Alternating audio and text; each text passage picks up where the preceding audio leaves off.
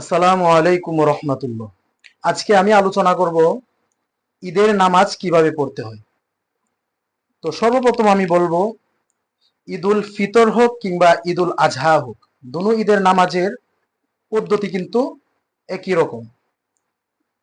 তো যেহেতু ঈদুল আজহার নামাজ পড়বো আমরা, তাহলে সর্বপ্রথম নিয়তটা আমরা এভাবে করব। যদি আপনি মুসল্লি হন তাহলে নিয়তটা এভাবে বাঁধব: আল্লাহকে রাজি খুশি করার জন্য ঈদুল আজহার 2 রাকাত ওয়াজিব নামাজ 6 তাকবীরের সহিত ইমামের পিছনে পড়তেছি আল্লাহু আকবার। আর যদি আপনি ইমামের মুসল্লায় দাঁড়ান অর্থাৎ ইমামতি করেন, তাহলে নিয়তটি এভাবে বাঁধবেন যে আল্লাহকে রাজি খুশি করার জন্য ঈদুল আজহার 2 রাকাত ওয়াজিব নামাজ 6 তাকবীরের সহিত আমার ইমামতিতে পড়াচ্ছি আল্লাহু আকবার। তো এই বলিয়া সর্বপ্রথম আল্লাহু আকবার বলে তাকবীর বাঁধবে। আল্লাহু আকবার বলে নিয়ত বাঁধার পরে সর্বপ্রথম সানা পড়বে, সুবহানাকা আল্লাহুম্মা ওয়া বিহামদিকা ওয়া তাবারাকা ইসমুকা ওয়া তাআলা জাদ্দুকা ওয়া লা ইলাহা গায়রুক। সানা শেষ করার পরে প্রথম রাকাতের অতিরিক্ত 3টি তাকবীর বলতে হবে।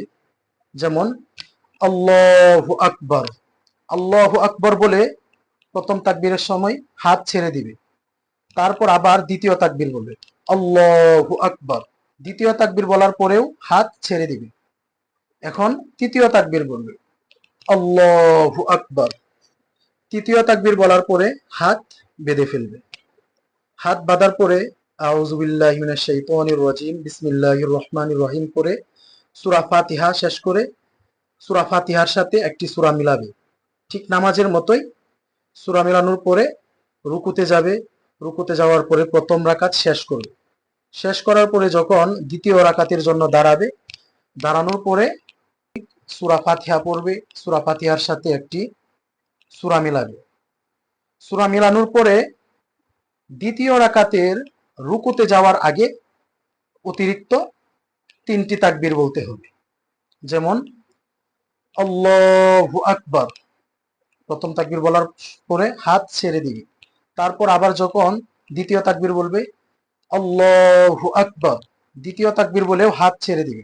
তারপর তৃতীয় তাকবীর বলবে আল্লাহু আকবার, তৃতীয় তাকবীর বলার পরেও হাত ছেড়ে দিবে। হাত ছাড়ার পরে তখন চতুর্থ তাকবীর বলে আল্লাহু আকবার বলে রুকুতে চলে যাবে। রুকুতে চলে যাওয়ার পর দ্বিতীয় রাকাত শেষ করবে। শেষ করার পরে আপনি যদি মুসল্লি হন তাহলে ঈদের নামাজ 2 রাকাত পড়ার পরে ইমামের কাছ থেকে 2টা খুতবা শ্রবণ করে তারপরে যাবে। আর যদি আপনি ইমাম হন তাহলে 2টা খুতবা আপনার অবশ্যই পড়তে হবে। 2টা খুতবা পড়ার পরে এইভাবে 2টা খুতবা দ্বারা ঈদের নামাজ শেষ করবে। আশা করি সকলেই সুন্দরভাবে বুঝতে পেরেছেন।